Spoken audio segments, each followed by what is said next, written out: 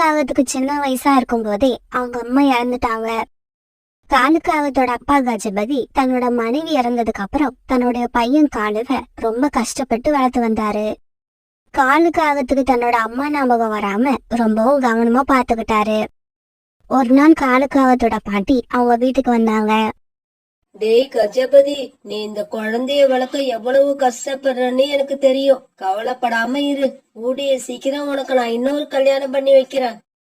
இல்லம்மா, நான் என்னோட மனைவிய ரொம்பவும் நேசிச்சேன், இப்பவும் நேசிக்கிறேன். அவளோட இடத்துல இன்னொருத்தைய என்னால நினைச்சு பார்க்க முடியாது. தயவு செஞ்சு என்ன விட்டுடுங்க. எனக்கு இன்னொரு கல்யாணம் வேண்டாம். என்னோட பையனை எப்படி வளர்க்கணும்னு எனக்கு தெரியும். அவனை நான் கண்டிப்பா நல்லா வளர்ப்பேன். கஜபதி, உன்னோட இஷ்டம் இதுதான்னா நான் அதுக்கு குறுக்க நிக்க மாட்டேன். இருந்தாலும் இன்னும் கொஞ்ச நாள் கழிச்சு இந்த குழந்தைய உன்னால வளர்க்க ரொம்ப கஷ்டமா இருந்தா என்கிட்ட சொல்லு. நான் உனக்கு கண்டிப்பா 2வது கல்யாணம் பண்ணி வைக்கிறேன். இப்படி சொன்ன கஜபதியோட அம்மா பிறகு அங்கிருந்து பறந்து போயிட்டாங்க. அம்மா இப்படி சொல்லிட்டு போனாலும் காலுக்காகத்தோட அப்பாவுக்கு 2வது கல்யாணம் பண்ணிக்காம காலுக்காகத்தை நல்லபடியா வளர்க்கணுங்கிற வைராக்கியம் மனசுல இருந்தது. தினமும் காலுக்காகத்தோட அப்பாக்காகவும் காலையிலேயே எழுந்திரிச்சிடும். இப்படி எழுந்திரிச்ச உடனேயே ரொட்டி தயார் பண்ண ஆரம்பிக்கும். பிறகு காலுக்காகத்தை குளிப்பாட்டிவிடும். அப்புறம் வீட்டுல இருந்த அழுக்கு பாத்திரங்களை எல்லாம் சுத்தம் பண்ணிட்டு அப்படியே வீட்டையும் சுத்தம் பண்ணும். காலு, கிச்சன்ல ரொட்டி தயார் பண்ணி வச்சிருக்கேன். உனக்கு பசிக்கிறப்ப அதை எடுத்து சாப்பிடு. நான் வேலைக்கு கிளம்புறேன். அப்பா, என்ன மட்டும் தனியா விட்டுட்டு எங்க போறீங்க? காலு, நான் வேலைக்கு போறேன். சாயங்காலம் சீக்கிரமா வந்துடுறேன். நீ அது வரைக்கும் வீட்டுலதான் இருக்கணுமே தவிர வீட்டை விட்டு எங்கேயும் போக கூடாது. இப்படி சொல்லிட்டு காலுக்காகத்தோட அப்பா டிஃபன் பாக்ஸ் எடுத்துக்கிட்டு வேலைக்கு பறந்து போகும். இப்படியே காலங்கள் கொஞ்சம் வேகமா ஓடுச்சு. இப்ப காலுக்காக வளர்ந்து பெரியவனாயிடுச்சு. காலுக்காகத்தோட அப்பாவுக்கு ரொம்பவும் வயசாயிடுச்சு. ஒரு நாள் வழியில காலுக்காகத்தோட அப்பா தன்னுடைய அம்மாவை சந்திச்சது. டேய் கஜபதி, நீ சொன்ன மாதிரியே உன்னோட குழந்தைய கல்யாணம் பண்ணிக்காம தனியாவே இருந்து வளர்த்து காட்டிட்ட. உன்னோட வாழ்நாள் முழுக்க வேலை பார்த்து ஓடா தேஞ்சு போயிட்ட. இப்பவாவது உன் பையனுக்கு ஒரு கல்யாணத்தை பண்ணி வச்சுட்டு கொஞ்ச நாளாவது நிம்மதியா வாழப்பாரு. அம்மா, நீங்க சொல்றது சரிதான். நானும் காலுக்கு கல்யாணம் பண்ண பொண்ணுதான் தேடிக்கிட்டு இருக்கேன். டேய் கஜபதி, இதுக்கப்புறம் நீ எந்த பொண்ணையும் தேட வேண்டாம். எனக்கு தெரிஞ்சு ஒரு பெண்காக இருக்கு. நாளைக்கே நீ காலு அழைச்சுக்கிட்டு என் கூட வா. அந்த பொண்ணை போய் பார்த்து பேசி முடிச்சிட்டு வந்துருவோம். பிறகு மறுநாள் காலுக்காகவும் காலுக்காகத்தோட அப்பா காலுக்காகத்தோட பாட்டி இவங்க 3 பேரும் பெண் பாக்குறதுக்காக பறந்து போனாங்க. அப்பா, எனக்கு இந்த பொண்ணை ரொம்ப பிடிச்சிருக்கு. நான் இவளையே கல்யாணம் பண்ணிக்கிறேன். இங்க பாருமா, உன்னோட பேர் என்ன? என் பேரு கோரி. அப்படியா? அது சரி. நீ சமையல் நல்லா செய்வியா? மாமா, எனக்கு நல்லா வீட்டு வேலை செய்ய தெரியும். நல்லா சமைக்கவும் செய்வேன். ஆமா, நீங்க மட்டும் வந்திருக்கீங்க. என்னோட அத்தை எங்க? கோரி, என்னோட அம்மா நான் சின்ன வயசா இருக்கிறப்பவே இறந்து போயிட்டாங்க. என்னது? என்னோட அத்தை இறந்து போயிட்டாங்களா? அப்ப கல்யாணம் பண்ணிக்கிட்டு போன உடனே வீட்டு வேலை எல்லாத்தையும் நான் மட்டும் தனியா தான் பாக்கணுமா? இங்க பாரு கோரி, காலு ரொம்பவும் நல்ல பையன். அவனுக்கு எந்த கெட்ட பழக்கமும் கிடையாது. உன்னை எந்த குறையும் இல்லாம பாத்துப்பான். காலு, என்னடா நான் எல்லாத்தையும் சொல்லிக்கிட்டு இருக்க, நீ வாய மூடிக்கிட்டு இருக்க? ஆமாம் கோரி, என்னோட பாட்டி சொல்றது உண்மைதான். நான் உன்னை காலம் பூரா கண்கலங்காம சந்தோஷமா வச்சுப்பேன். பிறகு அடுத்து வந்த கொஞ்ச நாள்லயே காலுக்காகத்துக்கும் கோரிக்காகத்துக்கும் கல்யாணம் நடந்து முடிஞ்சது. அப்பா, இதுக்கப்புறம் நீங்க எந்த வேலைக்கும் போக வேண்டாம். நீங்க வீட்டுல இருந்து ஓய்வெடுங்க. நான் வேலைக்கு போறேன், சம்பாதிக்கிறேன். இதுக்கப்புறம் வீட்டு பொறுப்பை நான் ஏத்துக்கிறேன். காலு, உன்னோட பேச்சை கேட்க எனக்கு ரொம்ப சந்தோஷமா இருக்கு. எனக்கு கிடைச்ச பையன் மாதிரியே எல்லாருக்கும் கிடைச்சிட்டா யாரோட வாழ்க்கையிலயும் எந்த குறையும் இருக்காது. பிறகு அன்னையில இருந்து காலுக்காக வேலைக்கு போக ஆரம்பிச்சது. ஆனா இந்த வீட்டுல நடக்கிறது எதுவுமே கோரிக்காகத்துக்கு பிடிக்கல. இந்த வீட்ல எல்லா வேலையும் நான் மட்டுமே செய்ய வேண்டியிருக்கு.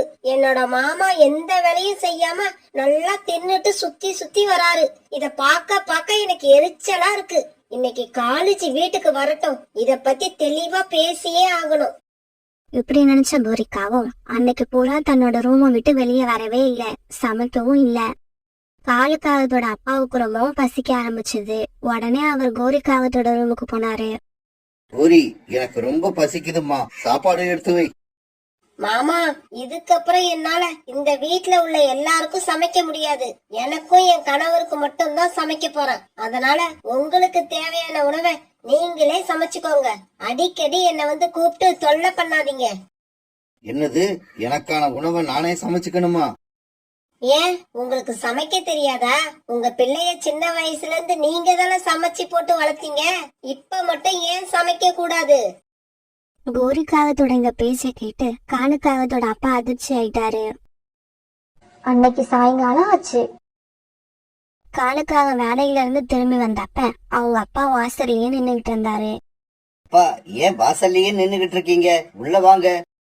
டேய் காலு, உன்னோட மனைவி காலையில இருந்து அவர் ரூமை விட்டு வெளியில வரல. போய் என்னன்னு கேளு. ஆனா தயவு செஞ்சு கோவப்படாத. கோரி, காலையில இருந்து எதுவும் சமைக்கல போல இருக்கு. ஏன் இப்படி இருக்க? என்ன ஆச்சு உனக்கு? இங்க பாருங்க காலுஜி, எனக்கு சுத்தி வளைச்சு பேச தெரியாது. நேரடியா சொல்றேன், கேட்டுக்கோங்க. நீங்க ஒருத்தர் சம்பாரிச்சு வீட்ல 2 பேர் உட்கார்ந்து சாப்பிட்டா காசு மிச்சம் பண்ண முடியாது. தயவு செய்து உங்க அப்பாவையும் வேலைக்கு போக சொல்லுங்க. கோரி, என்னோட அப்பா அவர் வாழ்க்கையில நிறைய வேலை செஞ்சிட்டாரு. இதுக்கப்புறம் அவரால வேலை செய்ய முடியாது. இத நீங்க முன்னாடியே சொல்லி இருந்தீங்கன்னா நான் உங்களை கல்யாணமே பண்ணிருக்க மாட்டேன். இப்பவும் ஒன்னும் கெட்டு போகல. நான் உங்க வீட்டை விட்டு இப்பவே போயிடுறேன். நீங்க உங்க அப்பா கூட சந்தோஷமா இருங்க. என் பேச்சுக்கு மதிப்பில்லாத இந்த வீட்ல நான் இருக்க விரும்பல. இப்படி சொன்ன கோரிக்காகவும் அழ ஆரம்பிச்சது. கோரி, கோரி அழாத. இப்ப எங்க அப்பா வேலை செய்யணும், அவ்வளவுதானே. அவரையும் வேலை செய்ய சொல்றேன். இப்ப உனக்கு சந்தோஷம் தானே? இதையெல்லாம் பக்கத்து ரூம்ல இருந்த காலுக்காகத்தோட அப்பா கேட்டுக்கிட்டேதான் இருந்தாரு. கோரி கிட்ட பேசின காலுக்காகவும் இப்ப அவங்க அப்பா கிட்ட வந்தது. அப்பா, கோரி சொல்றதுலயும் கொஞ்சம் நியாயம் இருக்கு. இப்ப நம்ம காட்டுல விலைவாசி எல்லாம் ரொம்ப அதிகமாயிடுச்சு. அதனால நீங்களும் ஏதாவது வேலைக்கு போனா நல்லது தானே. கோரியும் அதை தான் சொல்றா. ஆனா நாம தான் அதை தப்பா எடுத்துக்கிறோம். காலு, வேலைக்கு போறதுல எனக்கு ஒன்னும் ஆட்சேபணம் இல்ல. நாளையில இருந்து நானும் வேலைக்கு போறேன். இப்படி சொன்ன காலுக்காகத்தோட அப்பா வீட்டை விட்டு வெளியில போனாரு. அவரோட மனசு இப்ப ரொம்பவும் கஷ்டப்பட்டது. தன்னோட மனைவி பேச்சு கேட்டுட்டு தன்னை வேலைக்கு போக சொல்ற காலுக்காகத்தை நினைச்சா அவருக்கு ரொம்ப கஷ்டமா இருந்தது. பிறகு மறுநாள் காலுக்காகத்தோட அப்பா வேலைக்கு போக ஆரம்பிச்சாரு. இப்படி வேலைக்கு போன அவரால பழையபடி வேலை பார்க்க முடியல. அவருக்கு கண் பார்வை வேற இப்ப கொஞ்சம் மந்தமா இருந்தது. அதனால அவர் வேலை பார்க்குற இடத்துல அவருக்கு சம்பளமும் குறைச்சலா கொடுக்க ஆரம்பிச்சாங்க. இதையெல்லாம் பார்த்த கோரிக்காகத்துக்கு ரொம்ப கோபம் வந்தது. இங்க பாருங்க காலுஜி, உங்க அப்பா வாங்கிட்டு வர சம்பளம் அவரோட சாப்பாட்டுக்கே பத்த மாட்டேங்குது. இதுல வேலைக்கு போறேன்னு பேரு வேற. காலுஜி, நான் ஒண்ணு சொன்னா கோச்சிக்க மாட்டீங்களே? சொல்லு கோரி, நான் உன் மேல என்னைக்கு கோவப்பட்டிருக்கேன்? நீ தான் அடிக்கடி என் மேல கோவப்படுவ. இங்க பாருங்க, உங்க அப்பாவை எங்கேயாவது தூரமா உள்ள இடத்துக்கு அழைச்சிட்டு போய் விட்டுட்டு வந்துருங்க.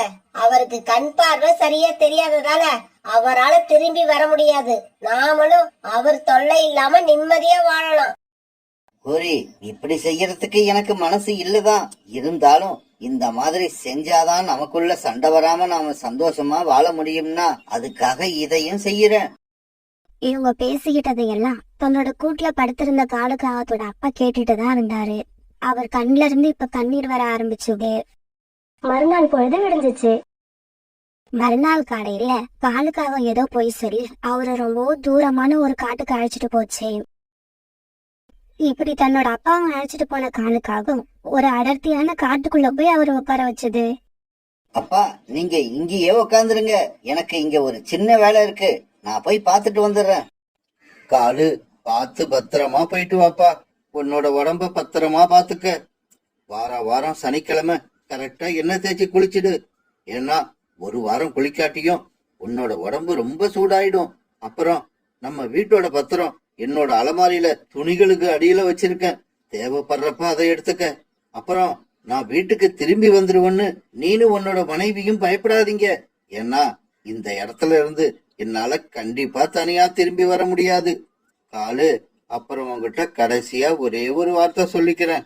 உன்னை சின்ன வயசுல இருந்து பார்த்து பார்த்து வளர்த்தேன். ஒருவேளை நான் உன்னை வளர்த்ததுல ஏதாவது குறை இருக்குன்னு நீ நினைச்சீன்னா தயவு செய்து என்ன மன்னிச்சிடுப்பா. தன்னோட அப்பா பேச்ச கேட்ட காலுக்காகத்துக்கு தனக்காக அப்பா பண்ண தியாகங்கள் எல்லாம் ஞாபகத்துக்கு வர ஆரம்பிச்சது. உடனே காலுக்காகம் கண்ணீர் விட்டு அழுதுச்சு. அப்பா, என்ன மன்னிச்சிடுங்கப்பா. நான் எதையெல்லாம் மறக்க கூடாதோ அதையெல்லாம் மறந்துட்டு கோரியோட பேச்ச மட்டுமே கேட்க ஆரம்பிச்சுட்டேன். அது எவ்வளவு பெரிய தப்புன்னு எனக்கு இப்ப புரியுது. அப்பா, இப்ப என்னோட மனசு தெளிவா இருக்கு. உங்களுக்காக யார வேணாலும் இழக்கலாம், ஆனா யாருக்காகவும் உங்களை இழக்க மாட்டேன். அப்படி நான் உங்களை மறந்தேன்னா எனக்கு மன்னிப்பே கிடையாது. இப்படி சொன்ன காலுக்காகவும் பிறகு தன்னுடைய அப்பாவை கூட்டுக்கிட்டு வீட்டுக்கு பறந்து போச்சு.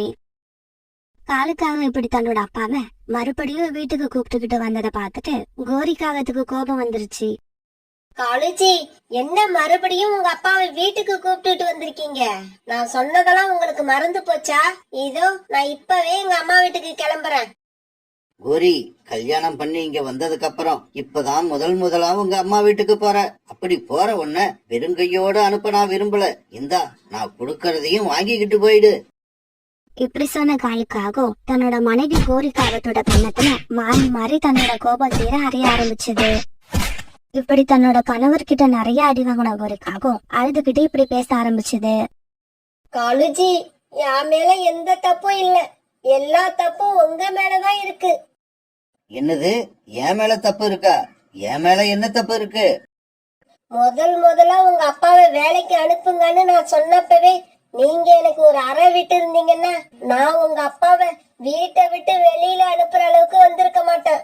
பரவாயில்ல, உங்களுக்கு லேட்டா புத்தி வந்திருக்கு. அதே மாதிரி எனக்கும் உங்ககிட்ட அறை வாங்கினதுக்கு அப்புறம் அறிவு வந்துருச்சு. இதுக்கப்புறம் நாம எல்லாம் சந்தோஷமா இதே வீட்டுல இருக்கலாம்.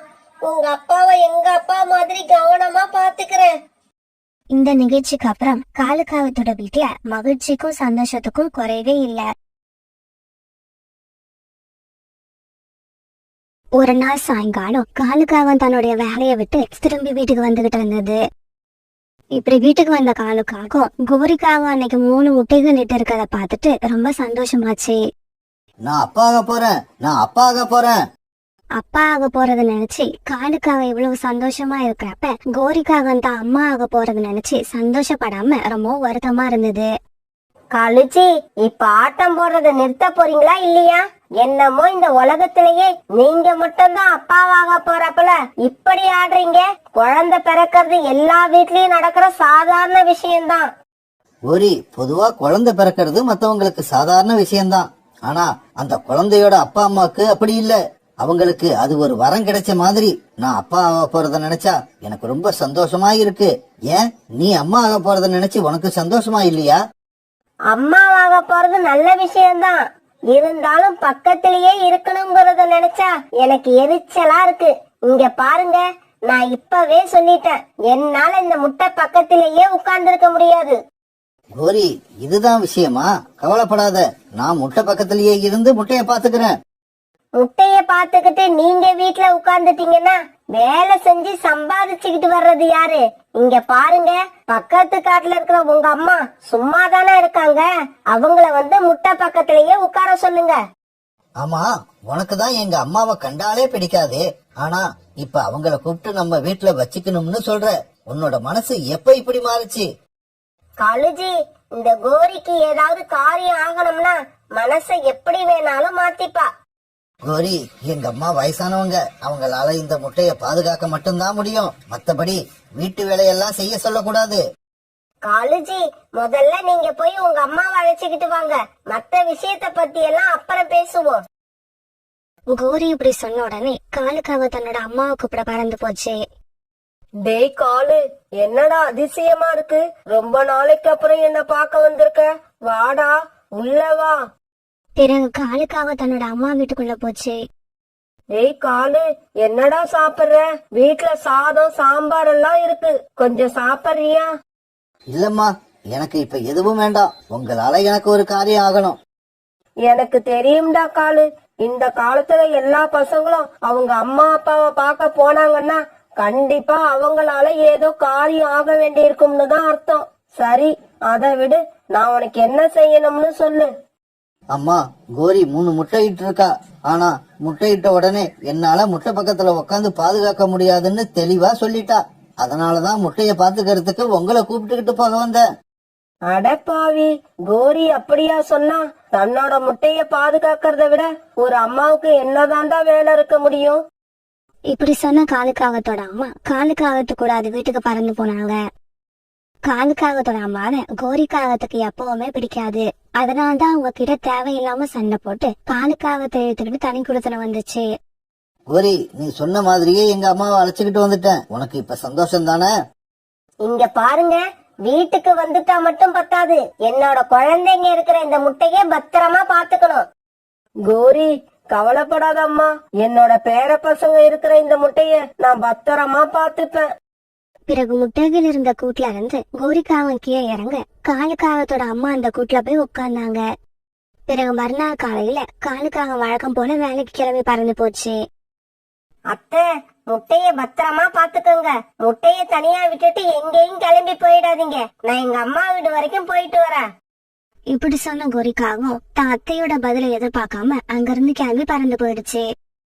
ஏண்டி கோரி, என்னடி இது திடுதிப்புன்னு இங்க வந்து நிக்கிற? நீ முட்டையிட்டு இருக்கன்னு நான் கேள்விப்பட்டது உண்மையா இல்லையா? நீ முட்டையிட்டது உண்மையா இருந்தா முட்டைய தனியா விட்டுட்டு இப்படி வந்திருக்க மாட்டியேடி. அம்மா, நான் முட்டையிட்டது உண்மைதான். இருந்தாலும் முட்டைய நான் தனியா விட்டுட்டு வரல. காலேஜியோட அம்மாவை வர வச்சு வீட்டுல விட்டுட்டு வந்திருக்கேன். அவங்கதான் இனிமே முட்டைய பாதுகாக்க போறாங்க. ஏண்டி கோரி, 1000 தான் இருந்தாலும் முட்டைய அம்மா பாத்துக்கிற மாதிரி யாரும் பாத்துக்க முடியாது. அம்மா, நீ சும்மா இந்த பழைய கதையை பேசிக்கிட்டு இருக்காத. முட்டைக்கு ஏதாவது ஆயிடுச்சுன்னா அவங்கள நான் சும்மா விட மாட்டேன். இந்த மாதிரி கோரிக்காக தன்னோட அம்மா கிட்ட பேசிக்கிட்டு இருக்கப்ப காலுக்காகவும் தன்னுடைய வேலையை முடிச்சிட்டு வீட்டுக்கு திரும்பி வந்துச்சு. அம்மா, என்ன நீங்க மட்டும் வீட்டுல தனியா இருக்கீங்க? கோரி எங்க போயிருக்கா? டேய் காலு, கோரி அவங்க அம்மா வீட்டுக்கு போயிருக்கா. இன்னும் கொஞ்ச நேரத்துல வந்துருவான்னு நினைக்கிறேன். ஆனா ரொம்ப நேரம் ஆகியும் கோரிக்காக வரவே இல்ல. பிறகு ராத்திரி ஆச்சு. காலையில இருந்து முட்டை பக்கத்திலேயே உட்கார்ந்திருந்த காலுக்காகத்தோட அம்மாவுக்கு இப்ப ரொம்பவும் தாகமா இருந்தது. காலு, நீ ஒரு நிமிஷம் இந்த முட்டைய பாத்துக்கோ. வீட்டுல குடிக்க தண்ணி கூட இல்ல. நான் போய் நதியில தண்ணி குடிச்சிட்டு அப்படியே தண்ணி எடுத்துக்கிட்டு வந்துடுறேன். இப்படி சொல்லிட்டு காலுக்காகத்தோட அம்மா ஒரு சின்ன பானையை எடுத்துக்கிட்டு நதியை நோக்கி பறந்து போனாங்க. இந்த சமயத்துல தன்னோட அம்மா வீட்டுக்கு போயிருந்த கோரிக்காகவும் வீட்டுக்கு திரும்பி வந்துடுச்சு. இப்படி வந்த கோரிக்காகத்துக்கு முட்டை இருந்த கூட்டுல காலுக்காக உட்கார்ந்துருக்கத பாத்துட்டு பயங்கர கோபம் வந்துருச்சு. காலுஜி, முட்டைய இங்க விட்டுட்டு உங்க அம்மா எங்க போனாங்க? அடியே கோரி, முட்டைய ஒன்ன தவிர வேற யாரும் பத்திரமா பாத்துக்க மாட்டாங்கன்னு எங்க அம்மா அப்பவே சொன்னாங்க. எங்க அம்மா சொன்னபடியே நடந்துருச்சு. எங்க அம்மா பகல் பூரா இந்த முட்டை பக்கத்திலேயே உக்காந்து இருந்துட்டு இப்பதான் தாகத்துக்கு தண்ணீர் குடிக்க போயிருக்காங்க. அவங்க ஒன்னும் ஒன்ன மாதிரி வெட்டித்தனமா ஊர் சுத்த போகல. இப்படியே சில நாட்கள் நகர்ந்துச்சு. கொஞ்ச நாட்கள் போனதுக்கு அப்புறம் ஒரு நாள் கோரிக்காகத்தோட 3 முட்டையில இருந்தும் அழகான குழந்தைகள் வெளிவந்தாங்க. கோரி, முட்டையில இருந்து குழந்தைங்க வெளிவந்தாச்சு. எங்க அம்மாவை அவங்க வீட்டுக்கு அனுப்பிடலாம்னு நினைக்கிறேன். இதுக்கு மேலையும் நாம அவங்கள கஷ்டப்படுத்த வேண்டாம். ஓஹோ, அவங்கள கஷ்டப்படுத்த வேண்டாம், ஆனா நான் கஷ்டப்படணும், அதுதானே உங்க எண்ணம்? கோரி, நீ என்ன சொல்ல வரன்னு எனக்கு புரியல. இங்க பாருங்க காலுஜி, குழந்தைங்க பறக்கிற வரைக்கும் அவங்கள பாதுகாக்கிறது ரொம்ப கஷ்டம். திடீர்னு அழுவாங்க. ராத்திரில எழுப்பி விளையாட கூப்பிடுவாங்க. அவங்க இழுத்த இழுப்புக்கெல்லாம் என்னால போக முடியாது. இன்னும் 1 வருஷம் உங்க அம்மா இங்கேயே இருக்கட்டும். குழந்தைங்க பறக்க ஆரம்பிச்சதுக்கு அப்புறம் அவங்க வீட்டுக்கு போகலாம். பிறகு காலுக்காகத்தோட அம்மா குழந்தைங்களை பாத்துக்கிறதுக்காக அங்கேயே இருக்க ஆரம்பிச்சாங்க. குழந்தைங்களுக்கு உணவு கொடுக்கறது, வாரத்துக்கு ஒரு நாள் குழந்தைங்களை வெளியில அழைச்சிட்டு போறது, அப்புறம் குழந்தைங்களை தூங்க வைக்கிறது, இப்படி எல்லா வேலைகளையும் அவங்களே பாத்துக்கிட்டாங்க. இப்படி அவங்க பக்கத்திலேயே குழந்தைங்க வளர்ந்ததால தன்னுடைய பாட்டி மேல 3 குழந்தைங்களும் ரொம்பவும் பாசமா இருந்தாங்க. அந்த குழந்தைங்களோட மனசுல உள்ளது எல்லாத்தையும் தன்னோட பாட்டி கிட்டதான் பகிர்ந்துக்கிட்டாங்க. அம்மாவோட அன்பு அவங்களுக்கு கிடைக்கவும் இல்ல, அது அவங்களுக்கு தேவையும் படல. இப்படியே சில மாசங்கள் நகர்ந்துச்சு. இப்ப இந்த குழந்தைங்க 3 பேரும் நல்லா பறக்க கத்துக்கிட்டாங்க. அந்த காட்டுல உள்ள எல்லா பகுதிகளையும் ரொம்பவும் சந்தோஷமா சுத்தி வந்தாங்க. இப்படி குழந்தைங்க நல்லா பறக்க கத்துக்கிட்டதுக்கு அப்புறம் கோரிக்காக தன்னோட அத்தையை வீட்டு விட்டு வெளியில அனுப்ப முடிவு பண்ணிடுச்சு. இங்க பாருங்க அத்தை, இதுக்கப்புறம் நீங்க எங்க கூட இருந்து கஷ்டப்படணும்னு அவசியம் இல்ல. நீங்க உங்க வீட்டுக்கே கிளம்பி போயிடலாம். கோரி, என்னம்மா இது? இப்ப ஏம்மா என்ன தனியா அனுப்ப பாக்குற?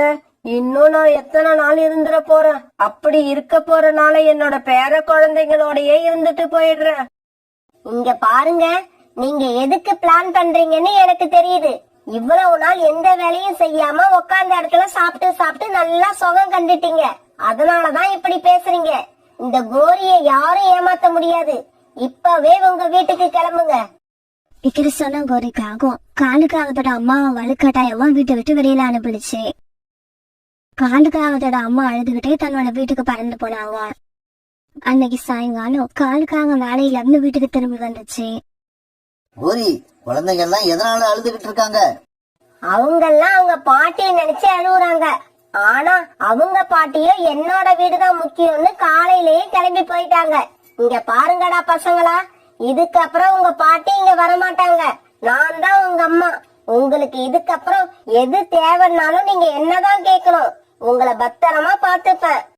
எங்களுக்கு எதுவும் தேவையில்லை, பாட்டி தான் வேணும். எங்க பாட்டி கூட இருந்தா எங்களுக்கு அதுவே போதும். இங்க பாருங்க, அம்மாவை பத்தி இன்னும் உங்களுக்கு சரியா தெரியல. அம்மா ஒரு அளவு வரைக்கும் தான் வாயால பேசுவேன். அதுக்கு மேல என்ன தெரியுமா பண்ணுவேன்? கையில கிடைச்சதை எடுத்து அடிக்க ஆரம்பிச்சிடுவேன். மரியாதையா சத்தம் போடாம படுத்து தூங்குங்க. அதுதான் உங்களுக்கு நல்லது. கோரி இப்படி மிரட்டினதும் குழந்தைங்க 3 பேரும் அழுதுகிட்டே தங்களோட கூட்டுல படுத்தாங்க. கோரி, குழந்தைங்க கிட்ட அன்பா பேச கத்துக்க. நீ இப்படி பேசினா உன் மேல அவங்களுக்கு அன்பே வராது. காலுஜி, ஒரு நாள் பூரா பட்டினி போட்டா தன்னால என் மேல உங்களுக்கு அன்பு வந்துரும். அதனால அத பத்தி எல்லாம் நீங்க கவலைப்படாதீங்க. சாப்பிட்டு படுத்து தூங்குங்க. மறுநாள் பொழுது விடிஞ்சிச்சு. காலையில எழுந்திருச்சு குழந்தைங்க படுத்திருந்த கூட்ட பார்த்த காலுக்காகவும் கோரிக்காகவும் அதிர்ச்சி ஆயிட்டாங்க. ஏன்னா குழந்தைங்க அந்த கூட்டுல இல்ல. வீட்டுக்குள்ள, வீட்டுக்கு வெளியில, இப்படி எல்லா இடங்கள்லயும் காலுக்காகவும் கோரிக்காகவும் தேடி பார்த்தாங்க. ஆனா குழந்தைங்க கிடைக்கவே இல்ல. கோரி, எனக்கு என்னவோ குழந்தைங்க எங்க அம்மா வீட்டுக்கு போயிருப்பாங்கன்னு தோணுது. இரு, நான் போய் பாத்துட்டு வந்துடுறேன். அப்பா, நாங்க வரமாட்டோம். நீங்க இங்க இருந்து போயிடுங்க, எங்களை கூப்பிடாதீங்க. டேய் ஜக்கு, நீதான் மூத்தவன், நீயே இப்படி பேசலாமா? தயவு செஞ்சு என் கூட வந்துடுறா. அப்பா, நாங்க சொல்றத கேளுங்க. அன்பில்லாத இடத்துல இருக்கிறதுக்கு எங்களுக்கு பிடிக்கல. நாங்க இங்கதான் இருப்போம். உங்களுக்கு எங்க கூட இருக்கணும்னு ஆசையா இருந்தா நீங்களும் இங்கேயே தங்கிடுங்க. வாழ்க்கையில இதுக்கப்புறமாவது அன்போட வாழ்றது, பாசத்தோட வாழ்றதுன்னா என்னன்னு தெரிஞ்சுக்கோங்க. ஜக்கு, நானும் இங்கேயே தங்கிட்டேன்னா உங்க அம்மாவோட நிலைமைய பத்தி கொஞ்சம் நினைச்சு பாத்தியா? அப்பா, அம்மாவை நான் வெறுக்கல. ஆனா அவங்க எங்களை புரிஞ்சுகிட்டதை விட பாட்டி தான் எங்களை ரொம்ப நல்லா புரிஞ்சு வச்சிருக்காங்க. அதனாலதான் அவங்க கூட இருக்க ஆசைப்படுறோம். ஒரு கால் அம்மாவும் மனசு மாதிரி எங்களை புரிஞ்சுகிட்டு அன்பா இருந்தா நாங்க அவங்களையும் ஏத்துப்போம். தன்னோட அம்மா வீட்டுக்கு போன காலுக்காகவும் ரொம்ப நேரம் வீட்டுக்கு திரும்பி வராதால காலுக்காகத்தை தேடிக்கிட்டு அவங்க அம்மா வீட்டுக்கு வந்த கோரிக்காகவும் குழந்தைங்க பேசினது எல்லாத்தையும் வாசல்ல நின்னு கேட்டுக்கிட்டே இருந்தது. அது செஞ்ச தவறு நினைச்சு இப்ப கோரிக்காக கண்ணீர் விட்டு அழுதுச்சு. பசங்களா, என்ன மன்னிச்சுங்கடா. ஒரு அம்மாவா உங்களுக்கு என்னென்ன செய்யணுமோ நான் அதையெல்லாம் செய்ய தவறிட்டேன். அதெல்லாம் தவறுன்னு நான் இப்ப உணர்ந்துட்டேன். நீங்க என்ன இப்பவே நம்ப வேண்டாம். நானும் அப்பாவும் இனிமே இங்கேயே இருக்கோம். நான் இதுக்கப்புறம் நடந்துக்கிற விதத்தை பார்த்துட்டு அதுக்கப்புறம் என்ன அம்மாவா ஏத்துக்கோங்க. பிறகு கோரிக்காகவும் தன்னோட அத்தையையும் குழந்தைங்களையும் ரொம்பவும் அன்பாவும் பாசமாவும் கவனிச்சுக்கிச்சு. அதனால அந்த வீட்டுல இப்ப எல்லாம் சந்தோஷமும் மகிழ்ச்சியும் பொங்கி வழிய ஆரம்பிச்சது.